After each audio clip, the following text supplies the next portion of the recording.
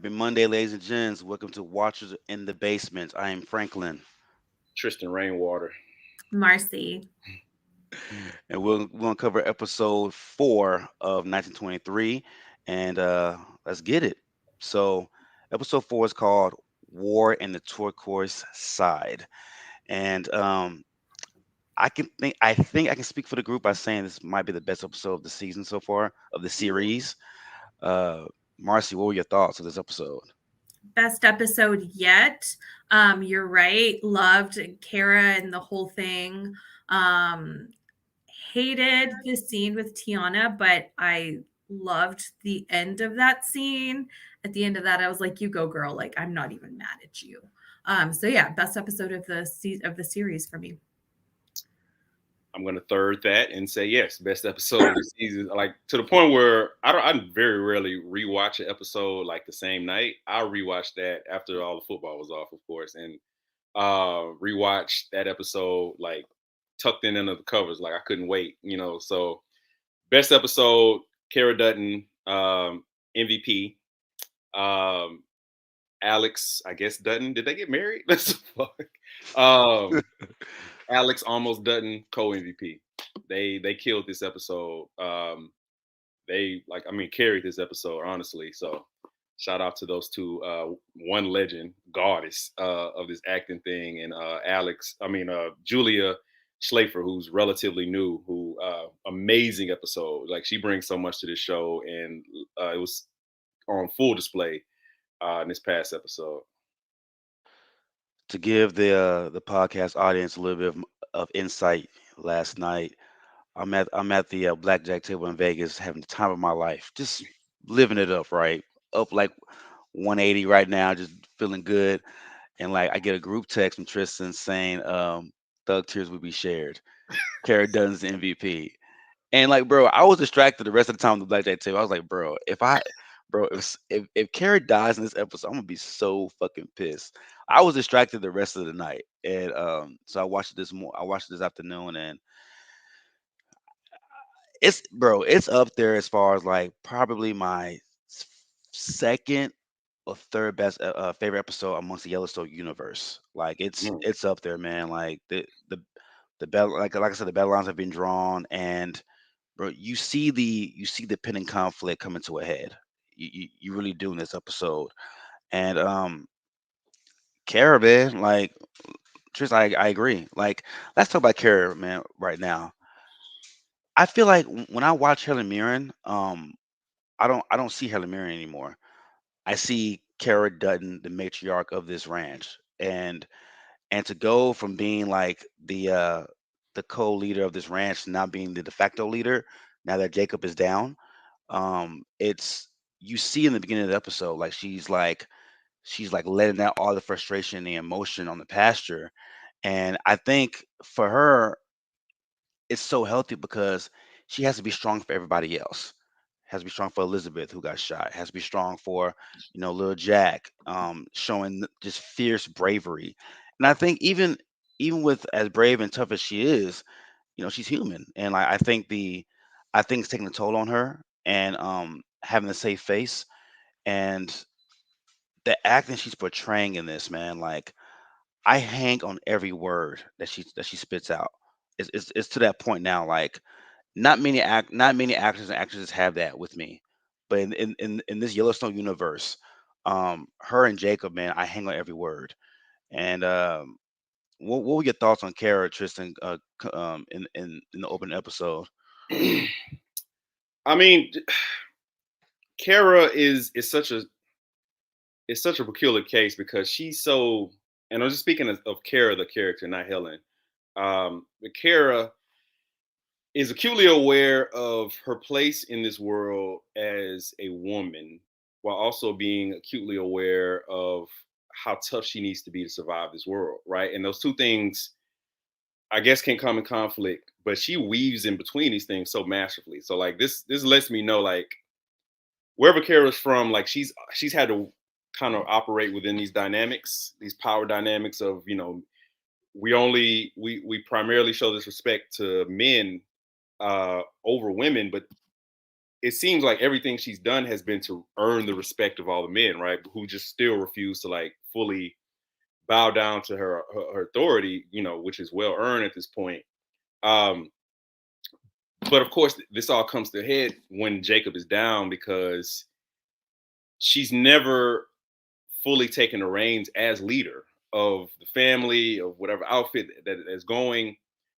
She's always, right. I don't say rightfully, but she's always dutifully stood next to John as his de facto right hand man, even if he does not publicly like acknowledge her as such, right? I don't know if he does or not, but now she's in a position now where she has to take she has the expertise, she has the respect, she has the know-how, she has the willingness to fight for all these things. Like she's in it. Like there's no wavering with Cara Dutton. And I think that's my favorite thing about her. She is wholly committed to the Dutton family and to the preservation and legacy of the Dutton family. So where she lets absolutely not a single thing slip at any point, right? When Elizabeth's mom slaps Jack, I should have counted, but it was like less than a second where she is like automatic. I'm turning you around so you can see me in the face, getting this slap back, and then I'm going to explain to you why I had to slap the shit out of you right real quick. All right, now go about your business.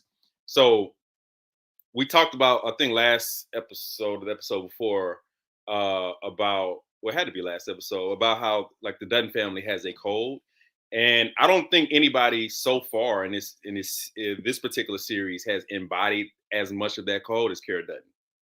Like she is a soldier, she's a wife, she's a caregiver, she's a nurse, she's all of the above. She's de facto commissioner of the livestock association. Like she is a beast in this series so far. Like I'm surprised we haven't heard more about Cara Dutton in the actual Yellowstone series. So she has been the MVP. I think she's been the MVP of the series so far on the low key.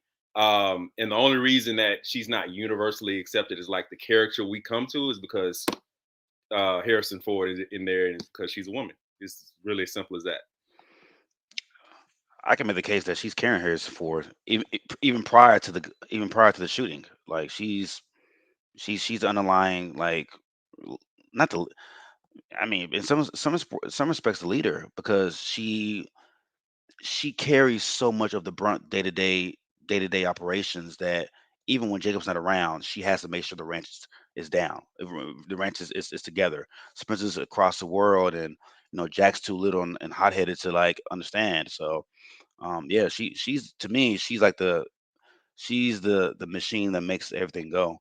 Marcy, what are your thoughts on Kara so far in this episode? I definitely agree with Tristan. She's definitely showing so much fortitude as a character, right? She's gone through this very, very traumatic thing. She still doesn't know if her husband is going to make it. She thinks he's probably not, right? But she still like is up and cleaning all the blood off the table and the floors and just very matter of factly, right? You can still see the emotion on her face and in just the way she moves her body, but she knows that this is still what she has to do. She still has to like clean up all the blood. Um, so definitely you can see how strong she is. Anybody else could have just, said, I'll have somebody else clean it. I just need to like be crying in my bed or something, or just be scared of what's going to come. But she's like, nope, I just got to handle my business. So yeah, I loved her in the at the meeting with the Livestock Association, where she just pretty much like spells everything out. She's like, okay, like who's with me? Like, yes, no, but this is what's going to happen.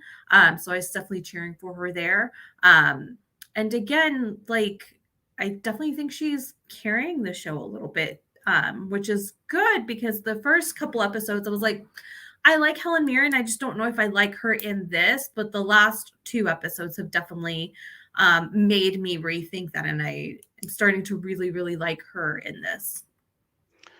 Let's talk about that very Cattle Livestock Association meeting since you mentioned it.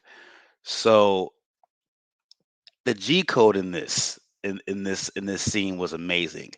Your killer, the person who took away your nephew, is probably gonna take away your husband to be. I mean, your husband, and damn near took away your niece-in-law, is literally sitting in the audience as you make your speech about Jacob not being there, and he's out fetching the going after assailants and people who attacked the ranch and committed robberies.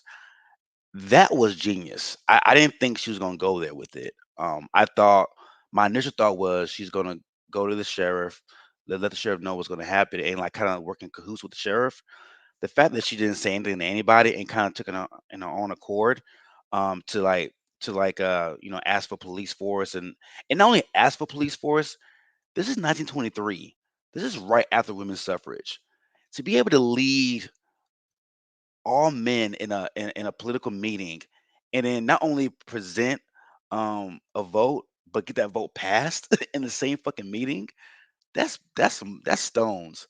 That's some stones. That's so impressive to me. And then like that flex was just amazing. And Brittany just said what a flex, and like a term needs to be developed on like how flex adjacent and how flex worthy that is. Um, Marcy, what are your thoughts on that whole event and that meeting? How she carried Jacob's wishes to go about that?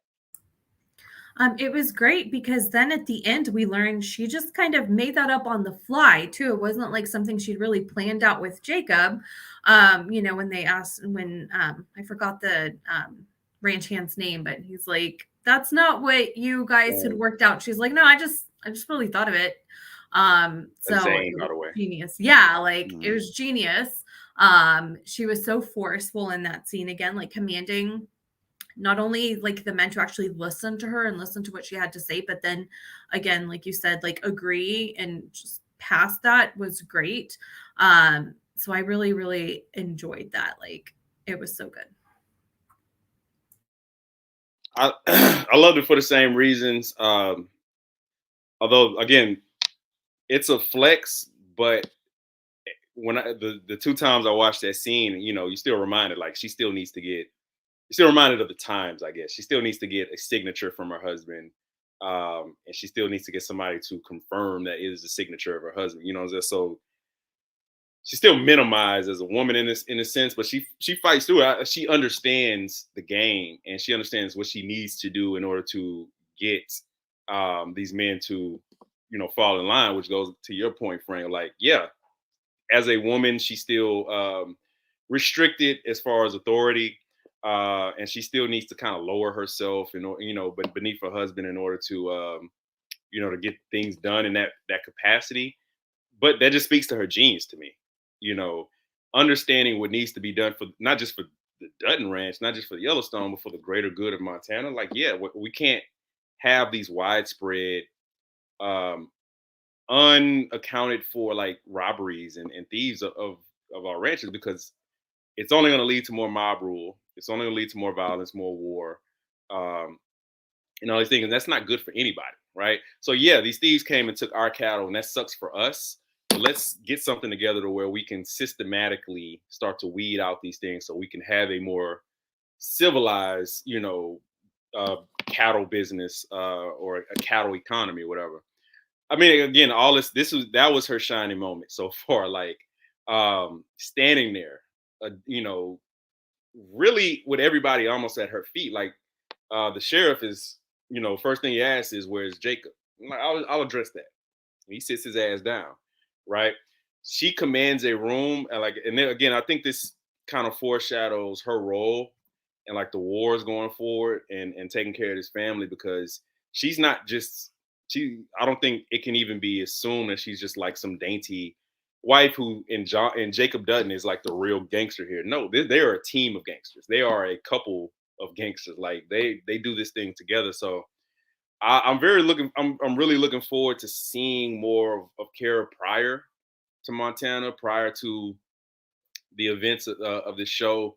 Um, but she proved in that scene how comfortable she is leading, and I think we as viewers need to see that going forward, knowing that Jacob's on the mend, knowing that it's going to be a period between a transition period. It's like college football, between Cara as the lone leader of the Dutton family and the prodigal son coming back to take that mound. But I think even when Spencer comes back, it's not just okay, let's hand this off to Spencer. I'm going to go back to being an offensive coordinator. Like, no, she's she's a big time shot caller, and that scene proved it.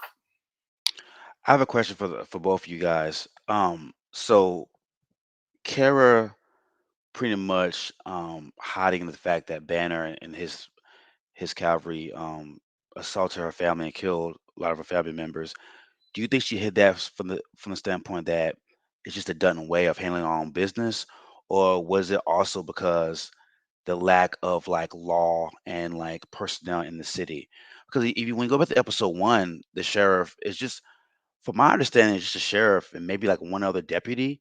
Like, because she in that very meeting, she's asking for like um a police force instituted in the state of Montana, which is weird for me for a livestock association means to like to have that passed in a livestock association meeting, not like an actual like meeting with politicians and the mayor and like other higher political heads.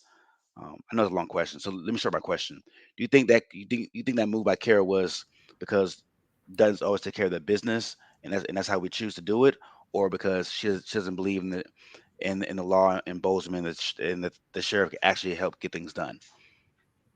I think what had been mentioned was that if people found out that Jacob was down and that John had been killed, like there would be like a power vacuum, I guess, and they would try to take over the ranch or just kind of take over everything. So I think they're just trying to keep it hush hush, so that nobody knows that they are vulnerable and somebody could come in. So the only one who knows that right now is Banner, which we saw him in this episode make his moves to try to capitalize on that. But I think that's how they had wanted it: is don't tell anybody. Keep up the pretense that Jacob is fine. He's just off in Wyoming, so that nobody comes in and tries to, be a kingmaker. And I think it's both. I think we also have to remember again where we are in time, and I think this show is painstakingly try to keep reminding us of where we are in time and where we are in the 20th century. And we don't really get widespread police forces until around this time, until like the 20s, early 30s and stuff like that. So yeah, you had a sheriff, you had a deputy, but we didn't have police departments. We didn't have patrolmen on different corners and stuff like that. It was centralized. And hell, go back to 1883, and I want to say episode 1 or 2, where James Dutton is getting reminded like, hey, don't start any fights in here, blah blah blah blah blah. um, and the sheriff is like, hey, if anybody's gonna kill somebody here, it's gonna be me. Like it was just like it's just that one man, that one lone ranger who was responsible for all these things, and things just weren't as civilized as far as law enforcement back then. So, and Kara knows this. And the second reason why she did that, I think, is because this puts an extra layer of heat on Banner, right? So Banner, if we get a police force up and running and they start investigating these things, that's another thing for Banner to worry about. It's another thing for him to kind of watch his back on. And if he has to worry about that, plus worrying about the Duttons, plus worrying about this debt he's about to owe to Mr. Whitfield, like that's a lot of heat on Banner, which ultimately will be his downfall, because ain't no way you're winning this war, my boy. So I think it's a two-pronged thing. Let's understanding like the law enforcement dynamics, the political dynamics of Montana at the time. There's a reason why it was so easy for Banner and them to come and steal those cattle, because there's nobody regulating any of these things. I don't know how much regulation there is in Montana as a whole. If Jacob could come in like, hey, I hung some dudes, like this is what it is, like I did your job for you, what's up? Like that lets you know off top. The show has let us know what little authority the sheriff and the deputy have over that town. And even if they did have authority, what makes you think that they would be on your side? They could also be easily swayed by somebody coming in and paying them. And, it was just the West, and it's still a pretty lawless place, even if you do have like these sheriffs that essentially, again, they don't really do anything. If Jacob can just hang a bunch of people and the sheriff's like, okay, well, wish you hadn't done that, but okay, whatever, it's already done. Could you let me know next time before you do all that, man? Yeah, so that's Yeah, not those are very good, compelling points by both of y'all. You mentioned new character, Tristan. Donald Whitfield, played by the esteemed and legendary Timothy Dalton, aka he might have been the fourth James Bond. I might be off on that, but he was my second favorite James Bond. Uh, you didn't know that? I Who's your didn't know he was first? blind. Yeah, he was James Bond back in the 80s. Ah, Mhm. oh, that's Who's Yeah, your weird. favorite James Bond? he was your favorite. Yeah, who's your Yeah, favorite? yeah. No, who is your favorite? Oh, my favorite. Yeah. It was Sean Connery, man, until all that shit about smacking up women and shit came out. Um, for me, it's probably it's Pierce Brosnan. Oh, That yeah. that was that was the He's era I good. grew up in. So yeah, it's Pierce. I grew up on Pierce, but I think Daniel's mine. Mm, I haven't seen it. I haven't seen it of the Daniel ones. me either. Yeah, I gotta check those out. But yeah, dude, this budget is, dude, you have it's like the blast from the past of like legendary talents coming through in this series.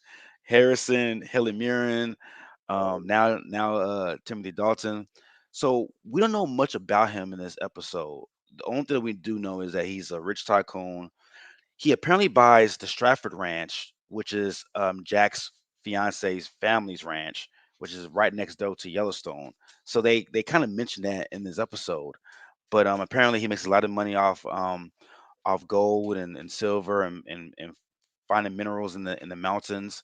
Um, he's the person that Banner goes to help fund him to try to get guys together to create an army for the Duttons.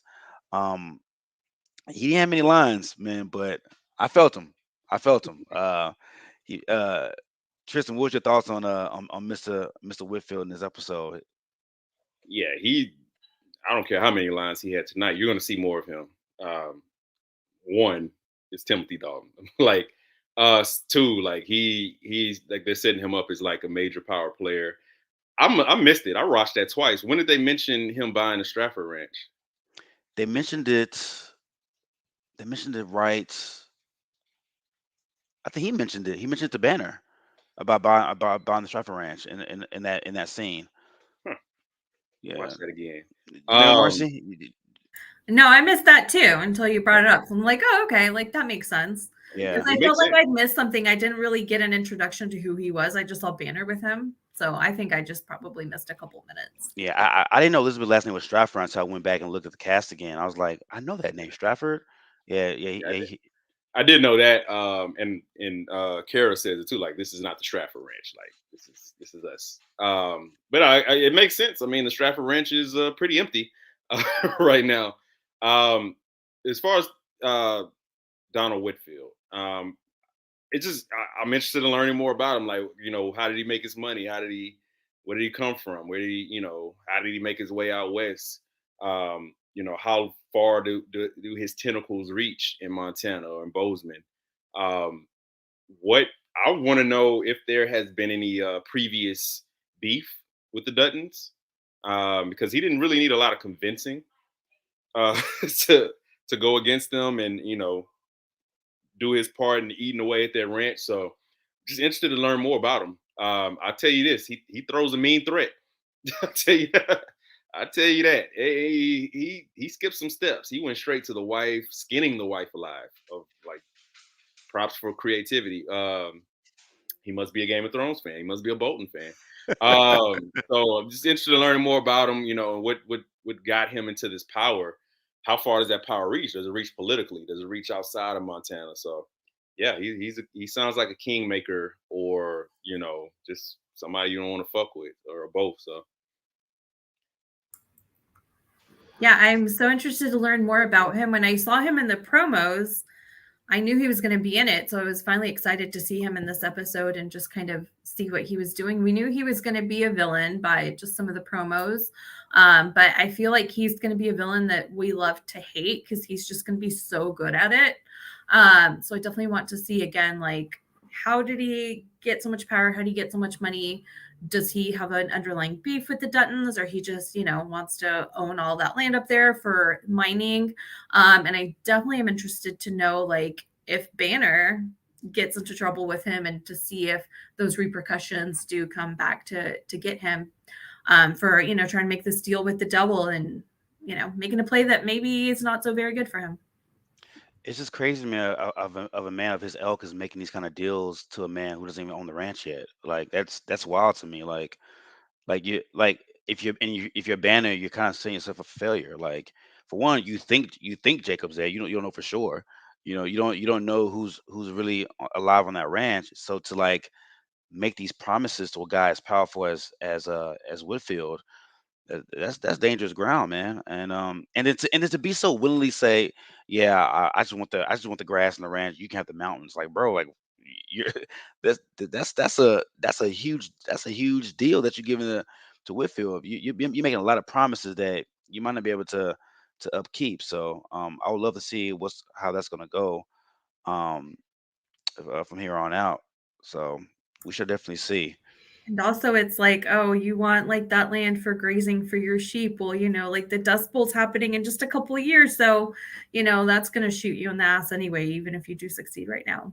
Yeah. Our producer Brittany mentions a line that Whitfield said. He said that killing the king doesn't make you a king. It makes you an assassin. Uh, that was a cold line, and I wouldn't expect anything less from Mr. Timothy Dalton to spit out. So yeah, Banner's buying a big apple that he might not be able to chew and digest. So we should definitely see what happens with him. I want to talk about Jack. I made some predictions previous podcasts about Jack stepping up as a character and seeing him grow. Um, I'm still surprised that I haven't seen Jack really mourn. I mean, outside of his fiance being shot, like Jack lost his uncle. I mean, no, he lost his father. I'm sorry, lost his father, and I haven't really seen that yet. So I wonder how he's mentally coping and how that's going to come out. We know with Spencer, when loss happens, violence ensues in his life, and that's how he copes with the losses in his life by reacting in violence. Jack, um, I feel bad for him because his future mother-in-law, she finds out her daughter's been shot. She comes to the spot, and you mentioned Tristan. She pretty much slaps Jack for what happened, even though it wasn't really Jack's fault. Um, what do you guys expect from Jack from here on out? What do you think he's going to do next? Do you think he's actually going to sit idly till Spencer gets back, or do you think that he might take things into his own hands? Ain't no way in hell. I think that boy is dying to do something stupid. He can't wait to do something stupid. Um, and I think that's just going to be one of the main conflicts going forward until Spencer, even after Spencer comes back, because Spencer, we've already seen he's way more cerebral Yeah. in the way he does things, even the way he hunts animals, right? Like, foreshadow. But he, like the way he works and the way Jack works. Jack is, built off emotion. He's, impulsive. So, we can tell that about him already. I can't see him, waiting 6 months or however it takes Spencer to get back to Montana, just waiting while, and I'm sure the the sheep herders, I'm sure they're going to continue to antagonize that ranch until, kind of, I guess, baiting them to draw them out. Yeah. And Cara knows that. Jacob knows that. I bet Zane knows that, right? Spencer gets there. I'm sure that'll be the first assessment he makes. It's like, yeah, they want us to come out and follow them, right? Follow this herd, follow this cattle and stuff like that. We're going to sit tight and so on and so forth. So it's a lot of strategy, and I don't think we've seen any evidence to see Jack as the strategic one in the family. With that said, like, that doesn't mean he's not a stand-up guy. Like, he's still a Dutton, and I think that code would only take them so far away from like the center of where they're supposed to be. Like, just who's the most hot-headed Dutton we know is Beth, right? And even Beth has a center. You know what I'm saying? Like, everything she does is built off a code. Now, that code, like the way she executes that code, we can quibble about that, but we haven't really seen any of the Duttons go that far out from, the family narrative or the family mandates or what needs to happen. So I can see him being a little restless, a lot restless. I can see him maybe doing one or two things that might um, continue to set that war off more. But I don't see him straying too far to where, or maybe I do. I don't know, but I just don't know how likely it is. Right? I think the Duttons have strong leadership. I'll say that they have strong leadership at the top. They have great middle management, like, and they have a excellent star player on his way. If they can just get him to kind of chill out for a few months, I think they'll be okay. But with Jack is no in between. Either they're able to keep him in line despite his impulsive tendencies, or he doesn't make it through this season. So one of the two. What are your expectations, Marcy, for Jack? That's my prediction as well. I don't see Jack making it all the way alive through this season again because he is so impulsive. I mean, he was ready to go fight them in this episode until Cara's like, no, you're not going anywhere. What do you want, to get yourself killed? Like, that doesn't help us. And I definitely think once Spencer gets back, there might be a little bit of a dispute over like, okay, like who's actually going to take over and who's going to help this family and, make it through this war. But I don't think that Banner's very scared of him because he even said to Cara, he's like, yeah, I know who your nephew is. I'm not very scared. And she's like, no, my other nephew. And then he got a little bit scared. So, and also I think we've been kind of under the assumption that Jack is somehow related to John, as in like he's John's grandfather. But I'm going to say no. I'm going to say that it's Spencer that is John's grandfather, just because I think they have like a similar badassery that is not as evident in Jack. I want to make a correction. So the Stratford purchasing of Whitfield, it did happen. I saw it in a trailer. It Mm. was in a trailer that he mentioned that to Cara Dutton in one of these episodes coming up. So that's why I saw that. But yeah, Jack. I think Jack's gonna surprise us. I don't think Jack. I think Kara's gonna get in Jack's ear. I think, and the scene where Jack storms off and Kara kind of demands him to stay, and like that respect is still there. And I don't think he's gonna move without Kara to let him know, like, hey, this is what we're gonna do. We move when I say go, and I think he's gonna honor that. I think he will surprise us. I'm that's my expectation for Jack this season. Um, I want to talk about Emma Dutton. So Emma Dutton is John's senior widow, and there's a powerful scene where she's still coping the loss of her late husband, and some cowboys in the pasture are looking down at the Dutton cemetery, and she's digging a hole for her husband. Um, body still in the bag, or still out and about, and she's like digging a hole by herself, and they help her. Such a powerful scene, and it looked like she was about to bury him right next to Margaret, which is played by Faith Hill's character in 1883.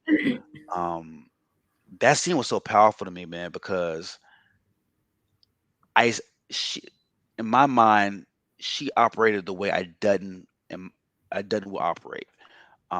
She sat there. She mastered her pain alone.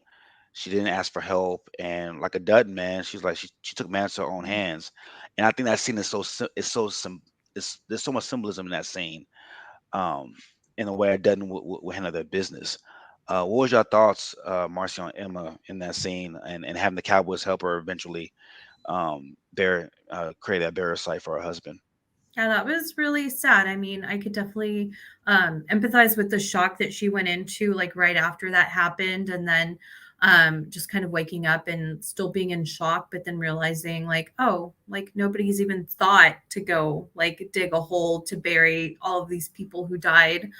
They're still in the ice house, along with Elizabeth's father. So yeah, it was just very sad, very touching, and a good parallel to what we saw in Yellowstone this season, where Mo's digging a grave for Casey and Monica's child, and then Rip and the rest of the cowboys go and just kind of help and I lend a didn't think helping about that. That is a great parallel. Yeah. hand. I mean, shit, we see it on 1883 as well. Like everywhere we see them, like this is just the way that they do things. Hmm. Um, I really want to know what we're getting out of Emma the rest of the season. I'm sorry, Emma, to just go straight past the death, and it's remarkably insensitive. I mean, obviously, we feel the loss, right? We feel like this kind of the death stare she has, and the way she shows his grief, which is crazy when you juxtapose it with what we've seen so far from Jack and his lack of grieving for his father so far. Honestly, we didn't really get enough interactions out of Jack and his father together to like really pay that off. Like I felt more about Emma, her grieving for John than I did Jack, which is his son. Sometimes I forget that they're father and son. Like that family tree is so messed up. But yeah, like I really want to know what we're getting from her. Like, what is her role going forward? At first, I thought they really introduced her as like a kind of a sidekick to Kara. Just especially when the men are away, like a partner to talk with, and kind of handle chores and stuff like that, waiting for these men to come back and talking about this space that's left in between, like that with their absence and stuff. So like, what is her role? Is her role going to be to keep Jack in line? Will it be to watch over Elizabeth while all these wars are happening? Like, I really want to understand like where, what is going to be her purpose? Like, how does she fit into this family without her husband there, with no kids? Like, I mean, outside of Jack, but what's going to happen there? So I'm really interested in that. Like, I don't really know yet because we haven't seen much of Emma. We haven't really heard much from her out in her own, I guess, agency. Like we saw her and John go on a little date night, which again should have let us know that he was going to die soon. So I'm just really curious to see like what is Emma Dutton's role in these last 4 episodes of the season. Yeah. Marcy. I think maybe she'll use that grief to kind of go gangster and like want to join this fight and take out Banner and all of, his crew, and just kind of in her way that, she could do. Obviously, she may not go out there and fight, but she can help them strategically or something. Again, we really don't know like what her strengths are. Like, so I want to see more. And I think her grief is also compounded with, I think in one of the letters that Alex was reading, I guess she had been pregnant and she lost the child. So she's kind of working with that grief. But in some of the Yellowstone family trees that I've seen online, people are speculating that maybe she ends up having a child later. And that's who grows up to be, John's dad, John Dutton the third's dad. So we don't know, like maybe from their last date night that they had, maybe she got pregnant and that's what she's going to do. She's, going to have the baby that ends up being John Dutton's dad. So who knows? I definitely want to see more of her and just how she goes forth and how she grieves everything, as opposed to how Kira might be doing it, because I have a feeling that they're going to do it completely different ways. And that's what me. That's well. Oh, go ahead, T. Go ahead. I was gonna say I absolutely know who who John's grandfather is, but we'll keep that on the low. You I've know done a for lot of sure, or is it just a strong speculation? I'm almost 100% sure, but Okay. we'll keep that to the end.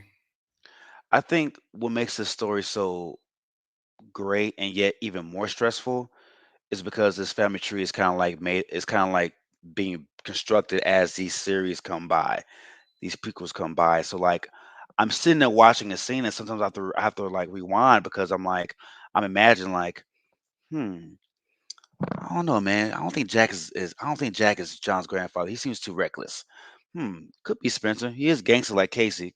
Could be the direct line from Casey to John to Spencer. Like I'm over here like imagining like which family tree belongs to which line of these family members, which stresses me out because it's like Taylor's just like keeping all this shit like under secret until like towards the end of these series. Like for a long time, 1883, I thought I thought Elsa was gonna have I thought John was half Native American or quarter Native American. I thought she was gonna be pregnant by this Native American dude, and like Native American dude was gonna die, and like that tie-in of the Native American bloodline was gonna be in the Duttons. But I mean, it wasn't. I mean, after we watched 1883, so um, it stresses me out. I don't like it. I don't like it. I need to know exactly where these kids come from. Um, let's talk about Spencer.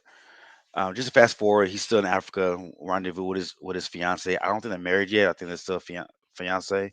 I mean, engaged. Um, so we find out he has 2 years worth of letters from Cara that Alex finds, and she thinks that initially is probably like Spencer's secret wife that she doesn't know anything about. So the whole fucking night they read through 2 years worth of letters. And do you know what I learned from that scene, Marcy and Tristan?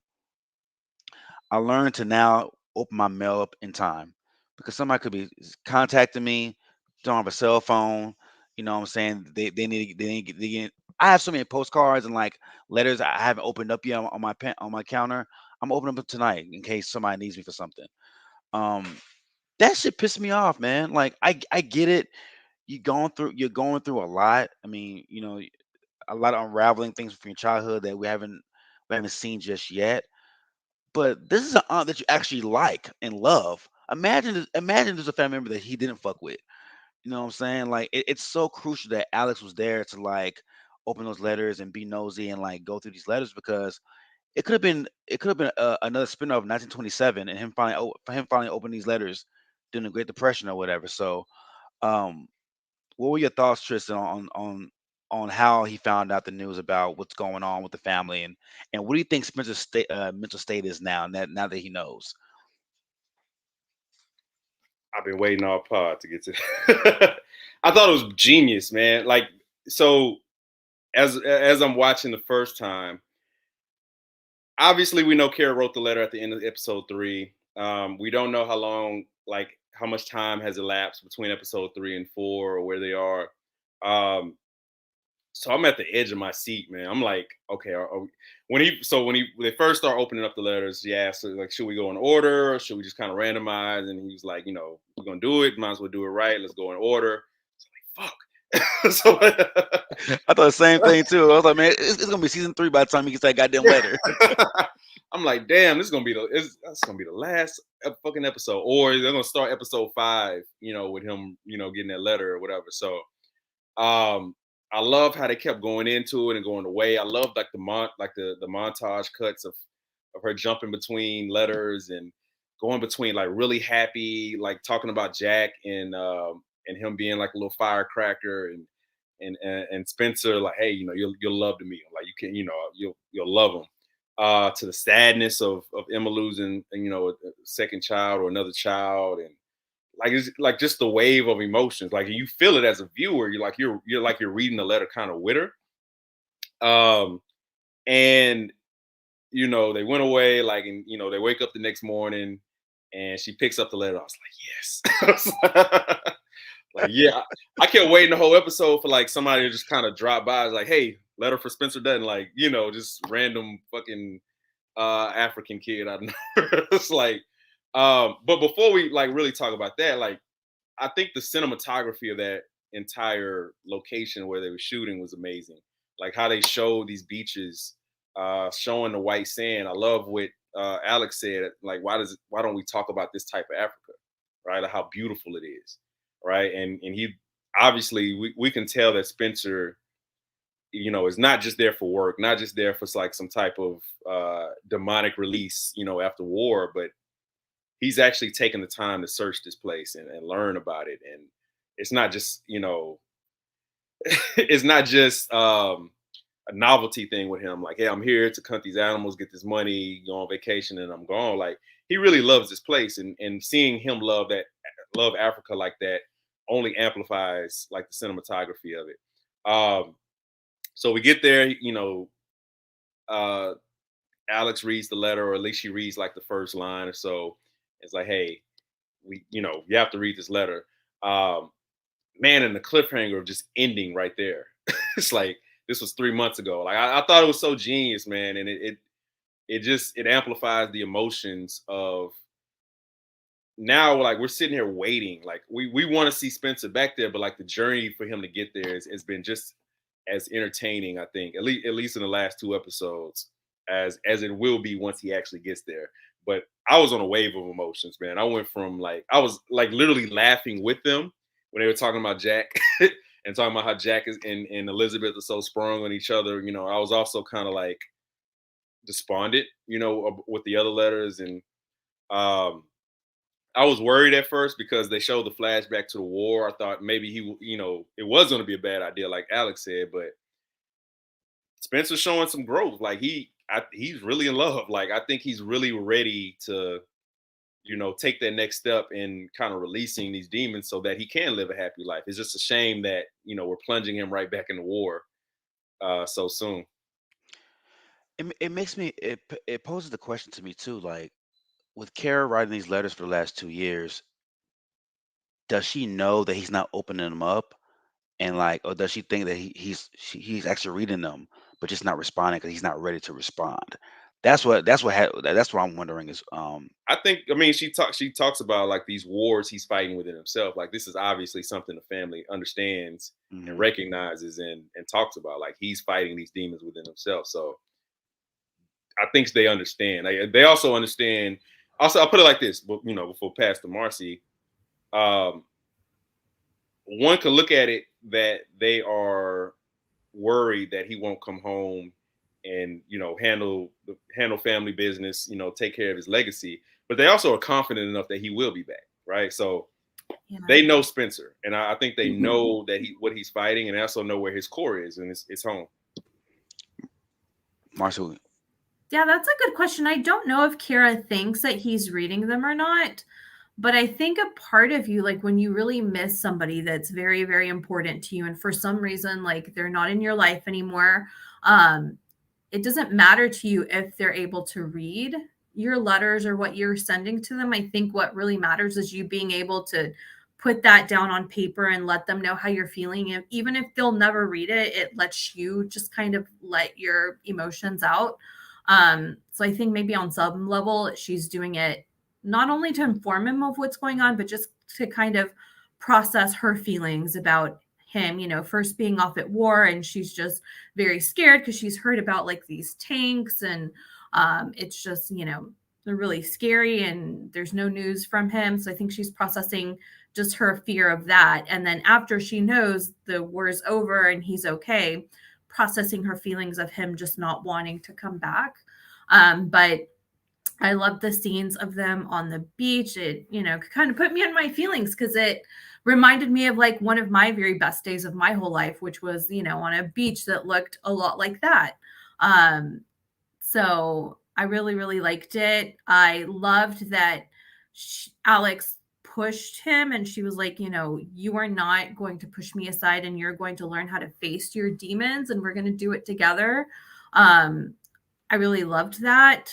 And I love that he was open to it. And again, that he didn't shut her down or, just agree to not, have any part of that or, just say, well, you can read the letters. I'm not going to be any part of it. And I loved, again, like seeing the intimacy between them of just reading these letters together, her getting to know more about Spencer and his family and his life. That's just, super, super intimate. And it just shows again, like how their relationship is growing.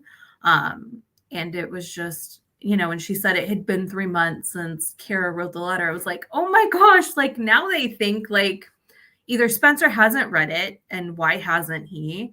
But then they might also be thinking at home, well, maybe Spencer read it and he just doesn't want to come home and help us. So I'm really dying to learn what happens when we pick up on episode 4 in February to see like what's been happening. What do they think on the ranch that Spencer has been doing? Has he been avoiding them or has he just not heard, what's happened yet? I want to give a special shout out to one of our big listeners, Melly Mel. Hey guys, just popping to say hello and give you a thumbs up. Thank you so much, Melly Mel, for your support. Melly Means a Mel. lot.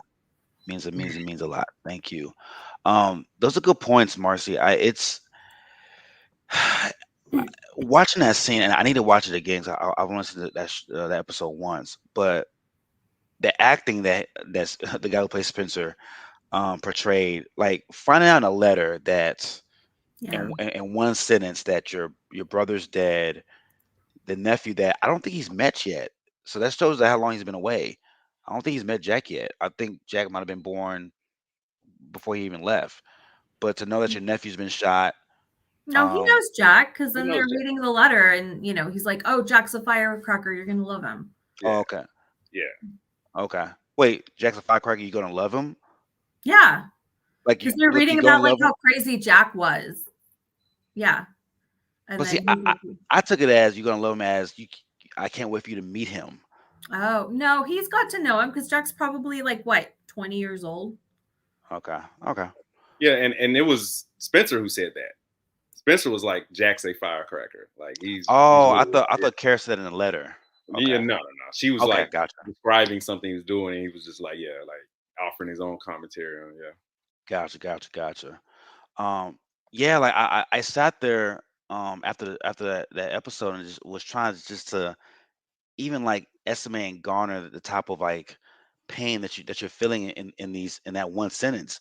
Brother dead, nephew shot, uncle's probably gonna die by the time you get here. Like he took it well. I thought he would have like broke something. I thought he would have like just broke down in tears. Like I mean, we won't know until episode 5 how he really takes it because it ended at that point. But to f- to see the efficiency of those letters over time, like they're very descriptive and like very elongated and like give you social commentary what's going on the ranch. To the last letter is hello nephew, brother dead, nephew shot, uncle's probably gonna die. Like it's a lot. It's a lot.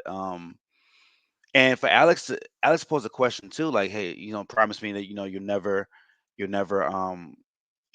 this life will be full of adventures. And I don't think Spencer lied when he said it won't be dull. That's huge foreshadowing there. Um, I guess my question for the group is that I want to know this. Do you think, and Tristan, I don't know if you know this or not, but do you think Alex is John's great grandmother? I've been trying to keep myself from like Googling. I'm not 100% sure. I'm not sure at all, but I hope so. Like I don't. I've been making all kind of connections. I'm like, well, maybe this is the reason why Beth has like this really sandy blonde hair and blah blah blah. Because I want to say John's wife was brunette. I could have that all the way wrong. I don't I think remember. she was blonde. She might have been, yeah, I think she was maybe. I don't blonde. Yeah. remember at Yeah. all. So I mean, I hope so. I don't. Let me put this out into the universe. I do not want Alexandra to leave this show at any point. All right, I love her. I love her character. I love the wittiness. I love the sarcasm. Even when she told us, she was like, "Hey, I'm a jealous lover, right? Like, I'm not going to share you with your demons." Like Marcy said, I love the fact that she pushes him. She just met this guy, like, like I don't know, we don't even know when, but and she already has a read of who he is and what he cares about, and she's willing. I mean, not just willing, but like she loves to push him on things, and I think he enjoys that as well. Like Spencer is a cowboy. Like he's not. He doesn't want a dull woman. He doesn't want some docile women. He told Alex, "My parents will love you, right? Because my parents are gangsters. Like his adopted parents are gangsters, and." While she may not be a gangster in the truest sense of it, but like she does have a wild spirit, which means like she won't break easily, No. right? Like even almost getting eaten by lions and such. Like, yeah, she was scared as she should be. She's human, but that didn't completely tear her away from him, knowing that this is what he does, right? So I want as much Alex as possible. I want to see her make it to America. I want to see her make it to Montana, and I hope she is the grandmother or great grandmother of John Dutton. I love her character. I thought, like I said at the beginning, she was a co MVP of this episode. Every scene, she just lights up. So I need more, a lot more. Gotta wait till fucking February, but I'll wait. Marcy, do you think Alex is John's grandmother? I do think so. Again, like I do draw those parallels between her and Beth. I just think she and Spencer are a little bit more badass than Jack and Elizabeth are. So I don't think that they are, the direct ancestors.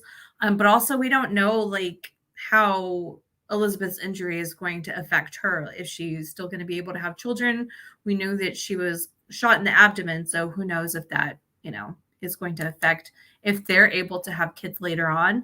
And maybe if they're not, then that really sets up Alex and Spencer's children to, be the ones that take over the legacy of the Yellowstone and just kind of carry that forward. Fun fact, real quick, just because I'm on this website. Did y'all know that Sarah Atwood was James Dutton's sister in 1883? Yeah, I did not fucking know that. Nor while I was watching, I always thought she was Margaret's sister for some reason. Yeah, that's James and Jacob's sister. That's also, what was so messed up when like he killed her. I'm like, dude, that's your sister, but okay. Like, I guess he really understood her grief and that she was like, I really don't have anything else to live for. But yeah, that was intense. That was sad. That was just put that out there. That was sad as fuck. Yeah. and so in the regular Yellowstone series, one of Monica's friends on the reservation, he plays in 1883 as well. The guy that shot Elsa, that's the same Native American in the regular series as well. Shit. Okay. So, Tristan, how did you feel about the unsanitary sex scene on the beach? I had very little problem with that. Got a nice nipple from young Julia Slaper. No, I had no problem with it. I guess my one very, very, very, very small critique of this episode was I did think like the Spencer Alex scene. I thought the second one, either the first or the second one, it ran a little long. I'll say that. Like, we got the scene of them, in the boat going to the beach, then having sex, then all this. Like, I guess on the first watch, it seemed a little long. On the second watch, I didn't care as much, so I guess it got better. But loved it, loved it. Beautiful scene, beautiful scenery. Julia Slaper was beautiful in that. Like, again, like just her smile, like when she smiles on that show, it literally lights up the screen. Like, she's a wonderful character. And I think she adds a perfect balance between Spencer's, Jon Snowery, like just the brooding, over emotional guy, guy facing his demons and such, where she's like the bright optimist to a degree. So I love every Alex scene. Let's just get that out there. That was a good scene. My thought was, you're going to get sand everywhere, girl. But, luckily, like, they were in a good position to prevent that. So kudos to Spencer, for that. And then I thought, like, you guys just had sex on the beach. Why did you put your nightgown back on to go swimming in the ocean? Why didn't you just swim naked? So that was like my only thing. I was like, what are you doing? Just like, swim naked. It's fine. Absolutely. Fan of swimming naked. Big fan of that. Tiona, I almost forgot about that part. Tiona and Sister Mary. Looks like Sister Mary finally met her fate. Marcy, what were your thoughts on that, and what does that leave Tiona now?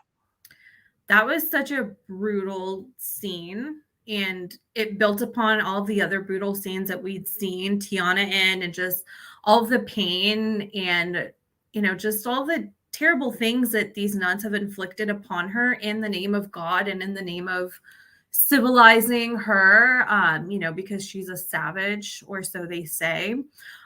So I didn't feel bad for Sister Mary. I was like, you know what? You reap what you sow, and this is what's happened to you. So I was not mad at Tiana one bit. I still don't know how she ties in. So, I'm hoping that she gets to the Yellowstone or something, because we know that she's got to tie into the rest of the story somehow. Right now, we've just seen her as part of like this boarding school with the nuns. But we definitely need to see how she ties into, the larger story. But at the end, I was like, you go, girl. Like, Sister Mary had it coming. Sister Mary was a victim of the violence in which she inflicted. Like she is a circle, right? Everybody's abusing everybody, and it could only lead that way. Like they pushed Tiona to the point of feeling like man, like I'm at war. Every day is a battle, which is why she told her friend, "I'm going to go make war," knowing the circumstances that were going to come after killing Sister Mary. But man, fuck Sister Mary. I feel not a single not a single pinch of empathy, sympathy, none of that shit. Like what I saw from Sister Mary in episode 4, and then in episode 5 at the beginning was a sadistic streak that she was enjoying this. She was getting off on this. Like at first, we could be led to believe that she was doing it out of responsibility and duty, um, and that she didn't really want to do this. But sometimes you gotta spare the rod, blah blah blah. But no, all of them, like the one who was molesting Tiona, like this was a systemic. Sister Alice.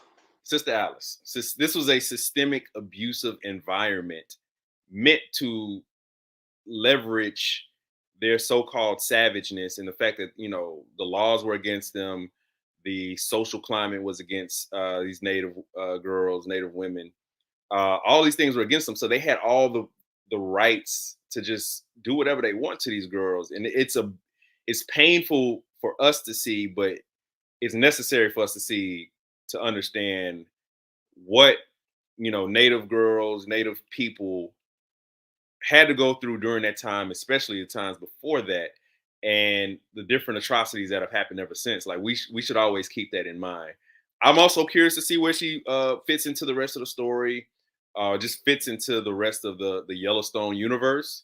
Like obviously we know who her descendant goes on to be later on in Yellowstone, but like how does that play into like the larger points of the series? Because outside of Zane in the Duttons taking the sheep to the natives, we don't really get a lot of non-abusive native dialogue or storyline. So very interested to see that.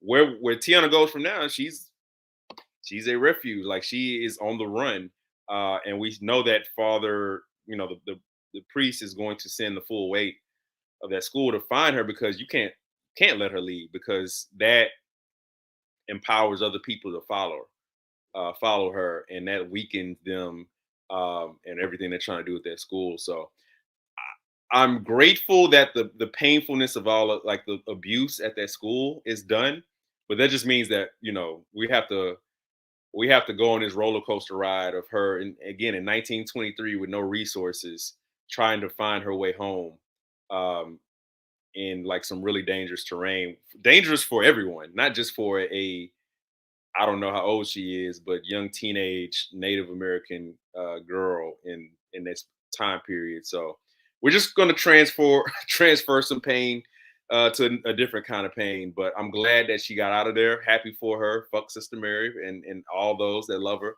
And just now we go on this chase with her, right? So it's very entertaining to see. Can't wait to see how she fits into the rest of the story. I think what makes me sad too is when you watch the mistreatment of not just Tiona but her friend Buxty and the rest of the women, is that yeah, she may get away, but my heart goes out to the women who still remain on that in that school. Is that are we going to see the system being broken down as far as like the Catholic schools have the mistreatment of women and Native Americans? Is she gonna find the full way to like break down that whole system, Father Renard and all of them cats? That's what I want to see next. And I'm also interested to see how they tie in with the Duttons, because if they somehow meet and they interact, it's going to pose a question that Taylor's going to explain. How come John does not know Tiona's descendants. So that's going to be some questions that's going to be remain the same. So I guess we'll see. Um, T, Mars, thank you so much, man, for joining us today. For anybody who wants us to talk about anything other shows, movies besides Yellowstone, please, follow us on social media, like, subscribe, comment. Let's let's commence. Let's talk. We're on Facebook, Instagram, Twitter at Watchers Basements. Help us grow the audience. I believe the hashtag is now Road to 300. We're trying to get 300 subscribers. So please, man, share the word. Give us a 5-star rating. We're also on Spotify and Google Podcasts. So yeah, let's get it, man. For myself, for Tristan, for Marcy, it was episode 5 of 1923 Yellowstone prequel. We'll see y'all in February. Thanks so much.